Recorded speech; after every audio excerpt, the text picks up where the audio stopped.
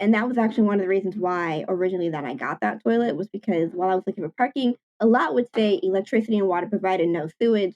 And I was like, I'll be damned if I find a perfect parking spot and I can't park there because of sewage problems. Welcome to the Tiny House Lifestyle Podcast, the show where you learn how to plan, build, and live the tiny lifestyle. I'm your host, Ethan Waldman, and this is episode 226 with Alexis Monkhouse.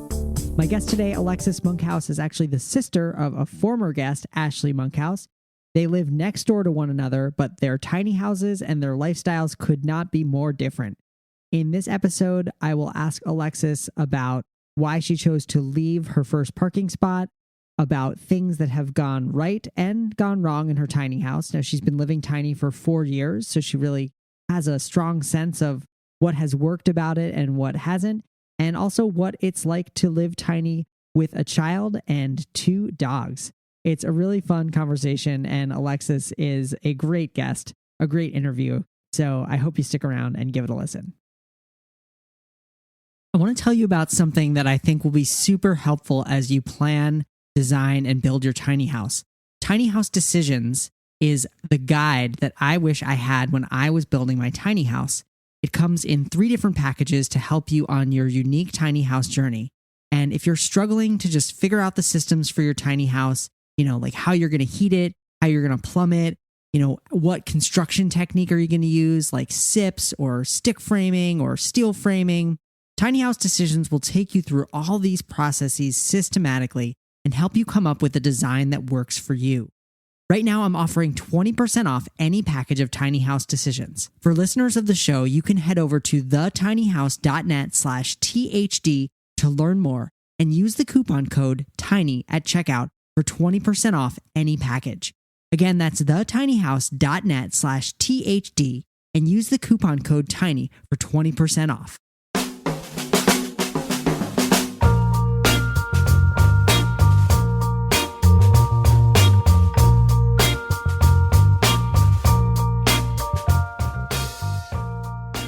All right, I'm here with Alexis Monkhouse. Alexis is a single mom living in a tiny house, finishing up her master's in anthropology while trying to get to tech. She refers to herself as a confused millennial trying to figure it out and having fun doing it. Alexis Monkhouse, welcome to the show. Hello! I forgot I wrote that. Are you still confused? Every day of my life. Every single day. I'm sorry to hear that. Life is like, it's a journey, and I'll figure it out by the end of the day. I learn something new, and then the next day there's more to learn, and then, you just keep going, you have fun. Yeah, that's a good mentality for living tiny, actually. And how long have you been living tiny? 4 years, actually, last Nice. month. That's a long time. That's enough time for like any kind of the sparkle to wear off and for you to really experience it. Oh, that wore off a long time ago. I still love it, but it ain't magical. No, the magical. That was the word that I was looking for. That was gone like a couple months in. Yeah. What was like, if you can think back to that time, like what was one of the first kind of challenges that made you kind of say, this isn't so magical. This is actually kind of difficult. Yeah. So for me, it was a bit different because I got pregnant almost immediately after moving into the tiny house, which I'm getting bigger, but my space is not. And so I guess it was just like living with another person. I applaud anyone who can do it because, that's miserable. Like, I was like, peace. There's nowhere to go. We're right on top of each other all the time. Yeah. Not romantic. No. And was your tiny house, I'm guessing you kind of designed it for just you in mind. For just me, only me, not me, another person, or a child, or dog, for that matter. Right. So who lives in the house now? Now it's me and my 3-year-old boss baby, and I have 2 dogs. One is a toy poodle, so he's not really a dog; he's like a stuffed animal. And then the other one is like a medium-sized doggy. And so, is your tiny house? Can you kind of describe it? Like, where's the sleeping area? How big is it? Yeah, give me the spiel on your tiny house. Yeah, I can talk about this for days. So it's 26 feet long, 8.5 wide. And I've got 2 lofts, which was probably the smartest thing I ever did my whole life. And my main loft is like massive. I think it's like 12 feet long. So I have a queen bed up there and a toddler bed, but it could probably fit Okay. a king. So lucky me. And then like I've got the bathroom, the kitchen, my living room is a bit big for me at least because I like to dance. Mm-hmm. And then I've got this massive bookshelf because I have a book addiction. Nice. And that's the Nice. And layout. so you have a second loft. What do you keep in the other loft? Crap. I mean, just junk. Baby stuff that I don't need anymore. And then I had a full bed that Boss and I were sleeping on for a bit. I moved that over there because I'm cheap and I don't want to get rid of it. I mean, it's amazing to consider a tiny house having like storage space and actually having enough room to accumulate stuff that you don't need, even in a tiny house. I know. I need to get rid of it, but I'm so lazy. I don't want to. Well, sounds like you don't have to until you need that space for something else. So have you moved your tiny house at all in those 4 years? Yes. So it went from the builder. Originally, I was living on a horse farm with my sister. Okay. Which was so fun. It was beautiful. But then I was like, this grass, this what's that thing called? This flooding, it ain't for me. The farm life, your girl wasn't about it. But it was so pretty. And so then we moved to the community. So I guess it's moved like twice if you count that. 1, 2. Yeah. So that was an experience. Yeah. And how long have you been in the community? 3 years. We only lived on the horse farm for about 6 months. So I guess 3 years. Okay, so you kind of realized that the farm life wasn't for you, and you moved as sisters to a new community. Yes, we had a deposit down on this place, and she was like, "It's ready now. You can move if you want to." And I was like, "Bet." And so I told my sister we're moving. Nice. Yeah, and that's like, I would say that's like the dream for many people, trying to find a tiny house community where there's the infrastructure to park your tiny house, to plug it in, have some neighbors even. How many people live there? I can't do that kind of math. Okay, 1, 2, 3, 4, 5, 6, 7, 8. There are 8 houses here right now, but one of them they're selling. So 7 people. Nice. And 7 tiny houses. Yes. Oh, 8. No, 9. We had a new person moved in a couple months ago. Sorry. All right. Well, they won't know that you forgot them. We haven't named any names, so it could be any of the 9. Yeah. Oh, I forgot myself. There you go. Yeah, there you go. 10. 10. So it's a little bit of us. Nice. So, you also have an awesome YouTube channel where you kind of share, the inside scoop, the real life, tiny living with a kid. Can you kind of, I guess, how would you describe your YouTube channel? Yeah, that poor thing. I need to post a lot more. Oh.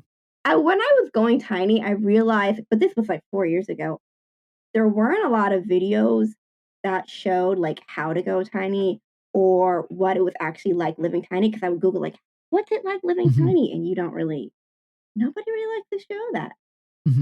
But you just see like really awesome Instagram pictures. So when I first lived here with Boss and my house was a complete mess all day, I was like, I must be doing something wrong because how come my house don't like those people's houses? What am I doing? And then I realized I'm not doing anything wrong and they like me. So that's how I ended up with like my Instagram and my YouTube was like, I want to show people that, hey, it's totally okay if your house looks like absolute trash. Just because you're tiny doesn't make you like some Martha Stewart amazing goddess.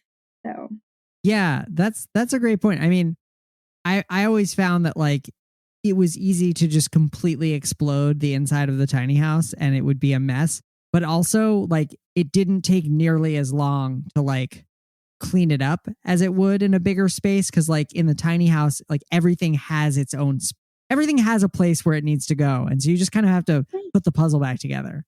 Exactly. And it's a smaller space. So there's only so much mess you can make before you have to clean it up.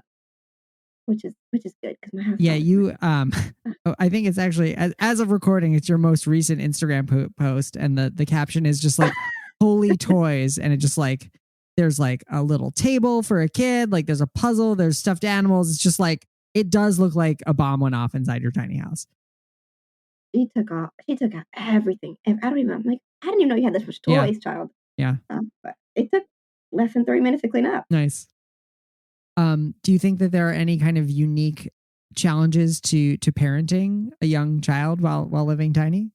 I don't think so because she knows nothing else. Like, this is her life. I mean, like her grandparent, she goes Uh-huh. there half the week. They have a normal sized house, but she's lived in here for most of it, so it's normal to her. And I think at her age, so young, like there's really not much she needs. Some toys, some markers, put her outside. She's grandy. She's living her best life. That's awesome. I'm lucky. When they get older, though, I think that starts to get a bit more Yeah. challenging. Do you kind of have an idea of what you'll do then? Are you going to try to keep going in the tiny house? Absolutely not. I'm moving out. I love tiny living, but I think around, I don't know, I'm not like a child psychologist, but around like 8 or 9, they start to like, they want privacy, they wanna develop their own Yeah. identity, and I wanna give her a space where she can do that, where, like, we're not just, like, there next Right. to each other, so I want her to have her own room where she can, if she wants it to be a mess, if she wants to paint it neon green or something ridiculous, she can You can, do that. yeah, I like that. Kind of giving her the space to kind of make some of her own choices. Exactly, yeah, and I don't think you can really do that in a tiny house where it's kinda like I let her do a lot, like, I'm very, very free with what she can do, but there's only so much that she has control over. Well, one of the, I think one of the stereotypes or just one of the things that people think that you have to get rid of when you go tiny is books. And as you already mentioned, you're sitting in front of a wall of books. Did you have to get rid of books to move tiny? Not a single one. That's actually one of the first things I told my builder was that I love books. I have a lot, and I won't get rid of any of them. And so the whole house was built around this idea of me loving books. I have this, and they actually built me like a little Uh-huh. nook under the stairs that I could be in, and there's more storage there. Nice. So kind of like a reading nook. Yeah, I don't get to use it because Boss just destroys it. Uh, But yeah, when she's older, hopefully I get to use so it yeah, again one day you'll get to use your reading nook for a reading nook. one day. Exactly. Well, there were a couple of things that I was written down to that I really wanted to ask you about, which is and the first one is I believe you switched out your compost toilet for a conventional toilet. Yeah. Can we have story time? Can tell Oh, us about yeah. it. Okay, so if anybody ever wants to get a compost toilet, I highly recommend it. I loved mine. I had the separate one. Okay. They say it doesn't get flies, but I think that's only true for places that aren't as humid as Florida. I still got Okay. flies, even when I changed all the time. But I was cloth diapering, and Boss was like a walking, moving toddler, Yeah. and she wanted to touch the toilet, and that was just a no go for Mm, me. And with cloth diapering, you have to separate the solids, and you can't really separate the solids with cloth diaper.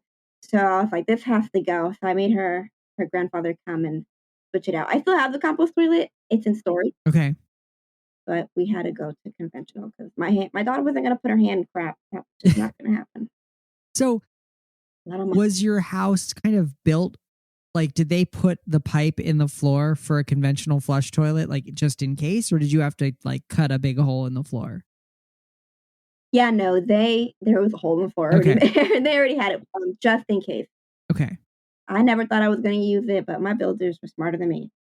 Yeah, So that's, I thought about doing that in my build and I didn't end up doing it. So far, it's been okay, but I certainly would rather have the hole be there already and the plumbing run to it because in a tiny house, it's just so hard, especially with the plumbing, to do that after the fact. and I wasn't gonna do it, and I wasn't gonna pay Yeah, anybody to yeah. do it.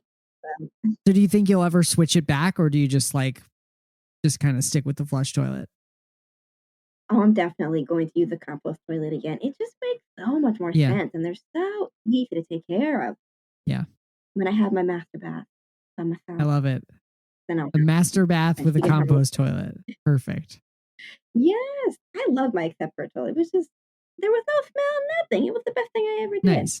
Yeah, and it is I would say somewhat unique to find a tiny house parking spot where you can have a flush toilet. Like when you're just parking in someone's backyard, the likelihood that they're going to have the infrastructure for you there is low. And that was actually one of the reasons why originally that I got that toilet, was because while I was looking for parking, a lot would say electricity and water provided, no sewage. And I was like, I'll be damned if I find a perfect parking spot and I can't park there because of sewage problems. Yeah. So, but I knew I was going to be at the community for a while. So I was like, just switch it out, Alexis. You're not going anywhere anytime soon. Yeah. Yeah. I've definitely heard stories kind of both ways, like switching flush toilet to compost or switching compost to flush toilet. But your reasoning surprised me, because I feel like a lot of times you hear people, oh, I switched it because it was gross, or I switched it because I didn't like dealing with it. But it just sounds like it didn't work for Boss Baby. But you want to go back to it. Oh, I loved it. I mean, like, it was the easiest thing. Use the bathroom properly. You take it out, and then boom, you're done. What more to it? So another thing that I've pointed people to your videos about your washer dryer combo. Can you talk? Yeah, tell us about like what's going on there. I hate it. I mean, right now it's actually on right now. It's kind of working-ish, but I hate that. Okay, so you have a washer dryer combo, meaning like it's one tub, it's one thing, and your clothes get washed and then dried in that same area. Same thing. Yep, all in one. So no separate. What issues have you had with it? Well, it's small as heck, which I know we live in tiny houses and we're supposed to have like small stuff. Okay, I have a lot of clothes. I like clothes, and I got the space for clothes, so I'm gonna keep them. But so it doesn't do much. And then like the dry time, which is something they warned me about, but I didn't listen. It takes so long, and then it just stops working randomly. The dry just stops. Yeah. Well, so what have you had to do to fix it? Cleaning like the tube between the dryer and the Wally thingy. I do that, and then I wait days between like dry times. So if it dries today, I'm not going to dry things again for like another couple of days. I find that helps. Interesting. I don't know what I do. I don't know what's working, but I usually just dry the clothes outside. It's way quicker. Okay. Well, yeah, that is way quicker, and also, I guess, environmentally friendly too. It's great. I tell people just get a stackable. Yeah. Just get the stackable. Yeah, it seems to me that the washer dryer combo, it's almost too good to be true. Like, stackable does take up a lot of space, but it seems like the washing and the drying are just they're just so different. The two things that it needs to do are just so different that like, how could it possibly do both of them well? And it sounds like they can't. It doesn't. And if you don't dry, then you're like, it doesn't drain properly. So it's done washing and like it's still wet. I'm like, no fun. You suck. Have you like gone back to your builder and kind of said like, hey, this washer that you put in like kind of stinks? I haven't, because it's not their fault, you know. They just gave me what I asked for. Okay. What brand do you have, just so that people can maybe avoid that one? I feel so bad. I have Splendid. Like, I mean, some people love it. Okay. I'm not the biggest fan. I know that, like, because I've been to Korea, and in Korea they use them fine, and they're bigger. So I know that like some of the bigger name ones, like LG, they've created some. Yeah. Don't know how those work. So it sounds like kind of buyer beware. Like, maybe do research, read reviews before, and make sure it's installed properly too. Exactly. So that's what I tell people before going tiny. Do a bunch of research, because Pinterest and Instagram will make you think that your life is just going to be happy-dory, go lucky. Yeah. And it ain't. It is, but it's not. So you worked with a tiny house builder, and it sounds like things worked out pretty well. Like, you're happy with your house. I've certainly interviewed people who like not had that experience. You know, how did you go about picking your builder? Yeah, I love my builders. They were just best. So I wanted a builder in my state. That was like one of my biggest things, because I'm nosy and I wanted to be able to drive down. So I was between two builders, and one of them, I'm very millennial in this way. Like, one of them, I emailed them, they emailed me back. I emailed them, and then they didn't email me back. And I was like, how dare you? So I didn't go with them, and there was only one left. So I went to tour. They showed me all the stuff, and then I sat down for like a design meeting, and I was like, "This is great." And one of the things I loved about them was that if I had an idea, like I wanted to have propane everything, and they were like, "Alexis, that's a very bad idea. We're not going to put that into your house." And I like that they weren't just like giving me whatever I wanted. They told me like when something didn't make any sense and why it didn't make sense, Nice. which I'm glad because could you imagine if my whole house was full of paint? Oh, I would lose my mind. So I think that's really important. And so do you have any propane in your house? Only the like hot Okay. water. Okay. That's it. Everything else is electric. Thank Yeah, no, heaven. I guess I didn't have your builder because I was my own builder, and I started off with everything propane: fridge, range, heater, hot water. Also, I agree, terrible. I've slowly been replacing propane appliances with electric ones. Like the fridge is electric now. My hot water is a small electric tank. The range and the heat. So I'm in Vermont. You need a lot of heat. So the propane makes sense for that. Yeah, I'm in Florida. The propane man knows. But you've gotta cool the place down. Yeah, that AC it'd be running at my poor split unit. So you have a mini split? Yeah, the poor thing. Well, I mean, it's meant to be running. I'm sure it's happy. The guy that comes out and cleans it, and he was like, "You need to get this thing cleaned twice a year because it's always running, and I live kind of like on gravel and near a concrete plant, so it just gets all mucky." My poor baby's working too hard, but yeah, it's a great. Yeah. I'd like to tell you a little bit more about Tiny House Decisions, my signature guide, and the resource that I wish I had when I was building my tiny house. It starts with the big decisions, which is, should you build a tiny house yourself or with help? Is a pre-built shell a good idea?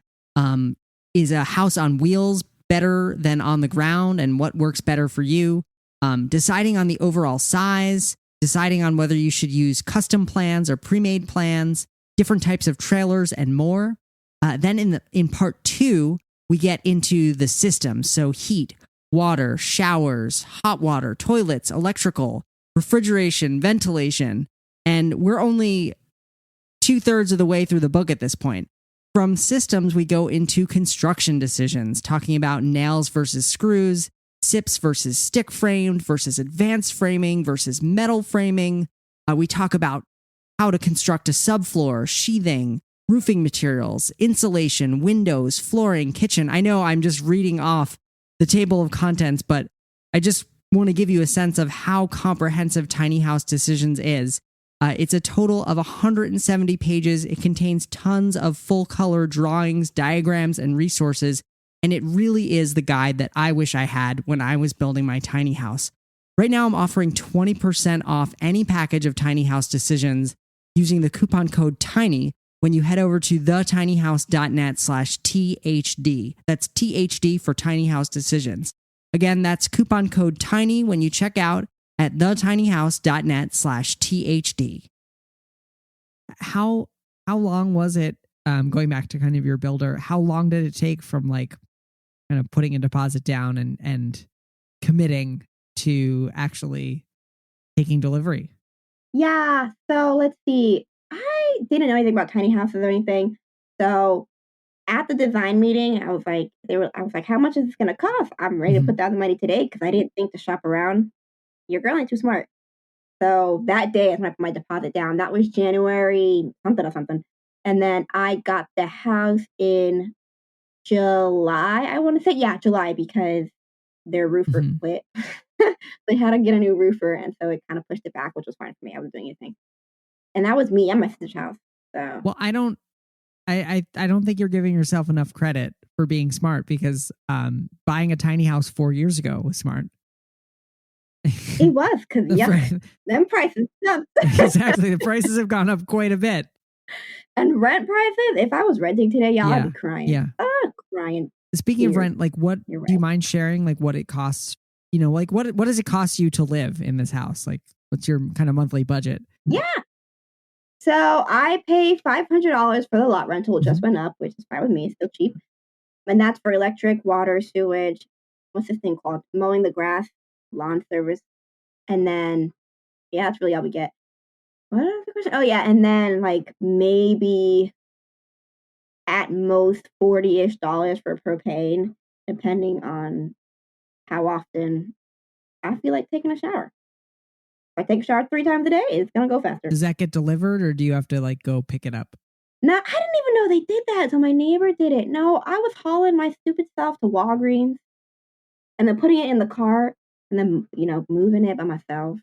Strong independent woman or whatever. That's about it. That's all. That's my housing expenses, not including like Wi-Fi and all that extra funsies. Yeah. It's very cheap for me to live. I'm very, very blessed. No, it's amazing. It's amazing.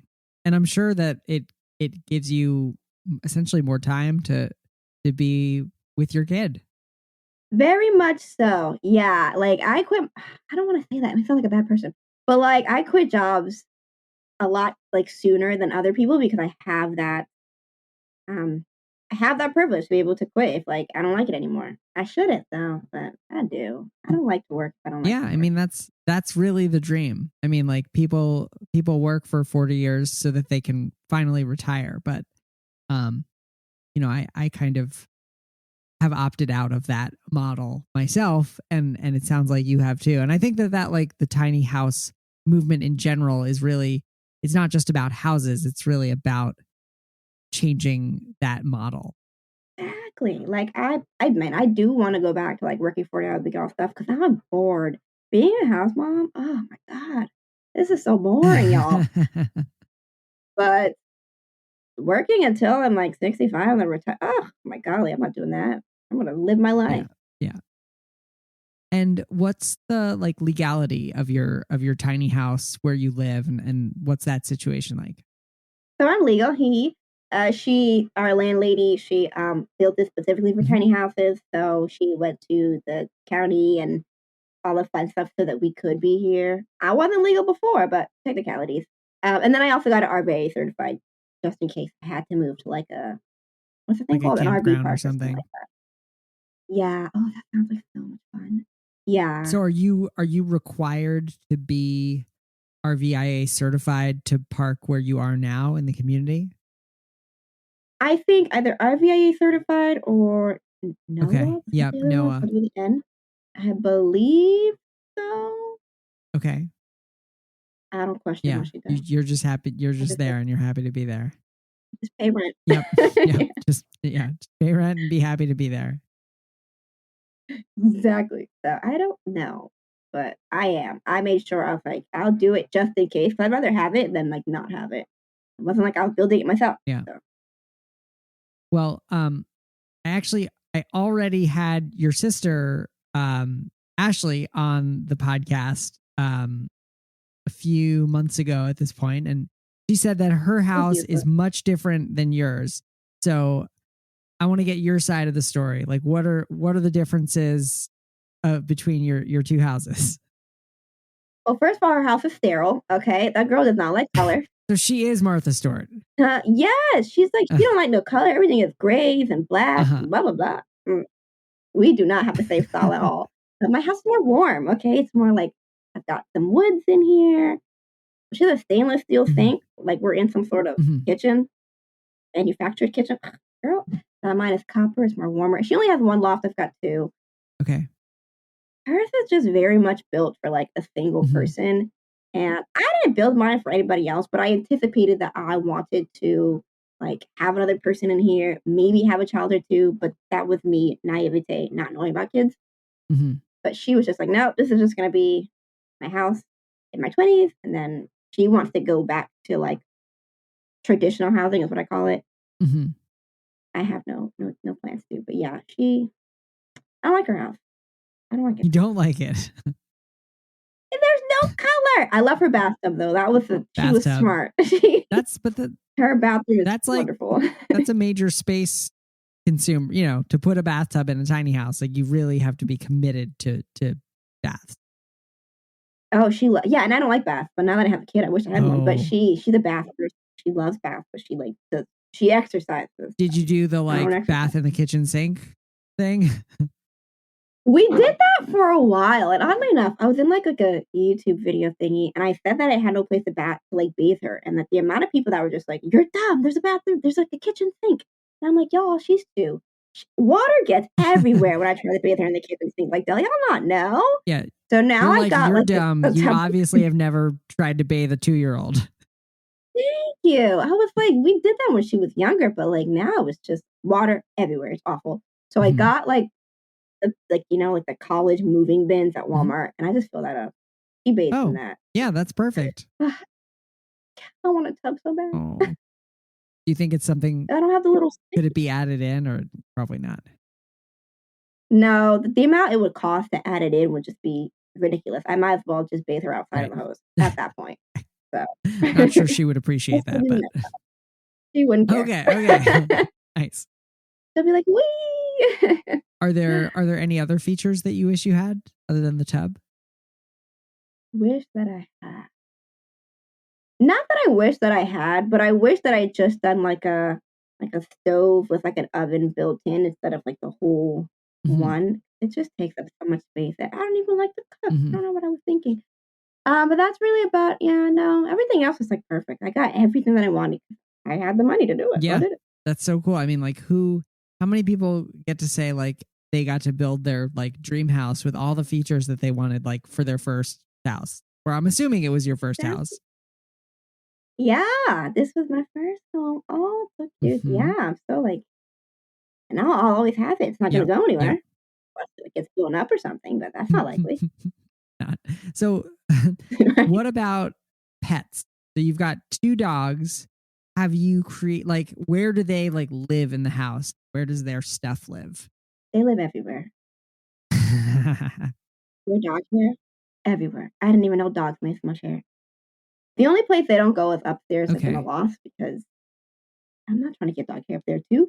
But yeah, they don't really have like a space. They just exist. They just exist. They're just wherever they want to go, and then I have like bins for their Okay. food, but that's about it. And did they come before the child or did the child come first and then the dog? So Artemis came first because okay, so I got Artemis right after my mom died because the internet said it helps with grief, and then I got knocked up after that. So not the smartest thing I ever did, but you know, life. And then the second dog was my little sister's dog, and she went to college 2 years ago, so I took him, and now he's with me. Okay, you're not giving him back. Unfortunately not. He's super cute. The poodles pee everywhere, just everywhere. He pees everywhere. Yeah, it's not the business, but he's so darn cute. Yeah. Dogs, why So like adorable. why do we put up with them? They do so many gross things to our houses. Right? I don't know why he does this to me. So Any additional pet like additions?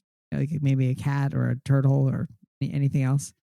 So, funnily enough, when I was pregnant and, you know, pregnancy hormones and stuff, I went to the pet store to get, like, dog food, and I came home with a cat. My boyfriend was not amused. Ooh. So I did have we had his dog, my dog, and we had a cat.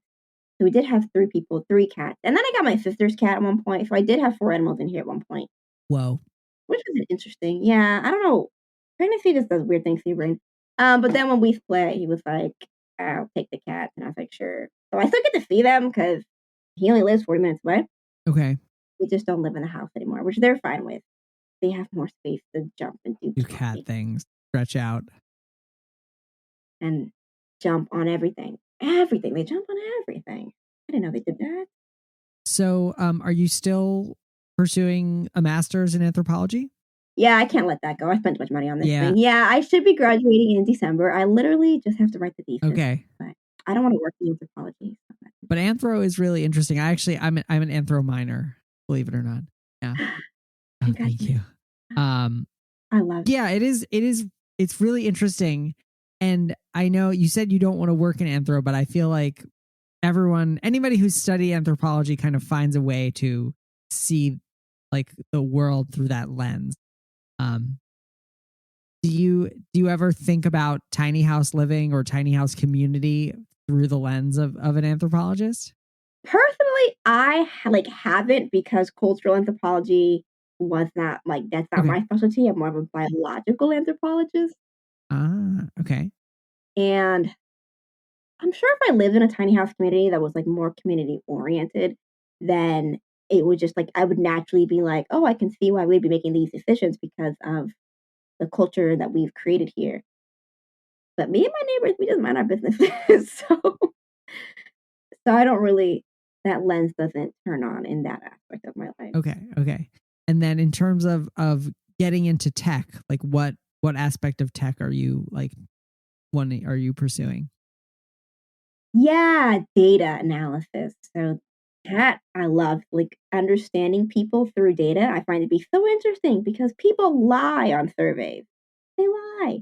But data can lie if you Yeah. want it to, but it doesn't really lie. And so that's what I wanna go into. I like that. That's fun. And I can do that from home, That's y'all. fascinating. And I feel like there's some anthropological kind of study in there. They're definitely yeah, I could see that. And I also like this is just not I mean it's data related, but I did work on Mhm. a paper looking at anthropology and Okay. cybersecurity, which was just super fascinating because they have like a very interesting like culture within their what do you call those like their space that they like don't even Uh-huh. realize. Uh-huh. Well, one thing that I like to ask all of my guests for book recommendations, they could be related to tiny houses or not. I usually ask like for two or three books or resources that helped inspire you while you were planning or building your tiny house. Oh, okay. Oh my god, wait, that was so long ago. You're gonna have to give me 1 second. Or now. It doesn't have to be from then, like things that inspire you now that you think that you want to pass along to our listeners. For a tiny house related stuff. Okay. Um the I was just living big in a tiny house. Yeah. And then I was just on Jenna's page. Big Tiny House Big Giant Houses Journey. Living? Yes, that one, Yeah, it's Tiny a House good one. Giant Journey. I definitely recommend. I watched thousands of hours of other Hmm. people's Hmm. tiny houses. Totally recommend that for design details. Don't just try to do it off your own noggin because Yeah. you'll do all kinds of stuff. That's what I tried doing in the beginning. It's awful. Books. I don't read tiny Hmm. house stuff. No offense No, to any tiny house authors. I don't read. I read fantasy stuff, and that book ain't fantasy. That's just my nice. life. Um, Tiny House Concierge on Instagram. Yep. She just posts just the funniest, cutest things that I totally recommend. And she had like a different route than I did, which I just find very interesting. So Yep. I recommend that. Well, and I will add that Tiny House Concierge, aka Alaska Wagoner, she was a guest on the show. That's episode 204 for anyone listening. So you can find episode 204. And then Ashley Monkhouse, your sister, was episode 211. So those are two you want to hear from both of those people. They have been on the show. Yeah, my sister's lame though. So She's gonna be like, now I have to go irrelevant. back on the show to like defend my like honor. Her honor. No, I'm just kidding. She's great. She can't pose for crap though, but she's great. I don't know if I have any more. I kinda just Okay. winged it, which was not the smartest thing to do. Well, no, I mean, I don't think you winged it. You sound like you found a builder. They worked with you. You told them what you wanted, and they built you a great house. So that's pretty good. Yeah, but I got lucky. Like, I read some stories on Facebook Yeah, and yeah. They're definitely so sad. there are horror stories out there, and I'm glad that one didn't happen to you. What? So yeah, like what? Me too. Then what advice would you give to someone who's kind of like gonna work with a builder, looking around? Like, what would you do differently? What would I do differently if I had to work with a builder? I think I would speak up more, ask more questions. I didn't ask much questions because I was like, these are the industry experts. And so I kind of just if they were like, do this, I was like, yeah, sure, okay. So do your research before you go in, like pros and cons, and make sure like the cons come from people that have actually lived Mm, tiny and not just people that like just wrote tiny house like yeah. blogs because some people write the oddest cons. And I'm like, what? Like, you what? And oh, I've lost the question. That's what happens when you have nothing up here. what like advice you would give to someone who's starting out, like kind of where you were when you were just looking for builders or working with a builder? Know yourself very well and build a house that fits you and the future you want, and not necessarily a house you think you should be building, if that makes sense. Oh, can you give it an example? Yeah. So culturally, just background, I'm Nigerian and Guyanese, and cooking is very, very, very big in our culture. Like the fact that I have an instant pot, y'all have air fryer. I don't cook on the stove. I rarely do. That's just like my mother would be rolling her grave right now. And so I was gonna plan this like really big kitchen because my whole life I was taught cooking is something you should be doing. It's important. If you don't cook, you're not like a real woman. But then my sister was like, Alexis, you don't even like to cook. Why are you trying to fit all this ridiculousness into your kitchen? And she loves to cook, which is why her kitchen is a lot bigger than mine. And so I was like, you know what, Ashley, you're exactly right. So, and that's really small, but if I had built my house with like that mindset in mind, then I would have this completely useless kitchen. And in a tiny house, real estate is everything. You don't have that much space. So, really know yourself and build what you want and not what you think. Yeah. That's really great advice, and that's probably easier said than done. It sounds like you even needed your sister. You needed someone else to tell you like, you don't like that. You don't want that. Why are you doing this? Exactly, exactly. And because back then, Alexis, I didn't have a fine for nothing. So definitely do that. And then just research. Just please don't bother research people. Research research the builder that you're going with, like on Facebook, research. I think I spent like a whole day researching tiny house toilets and then picking one. The separate. Yeah. That one was so great.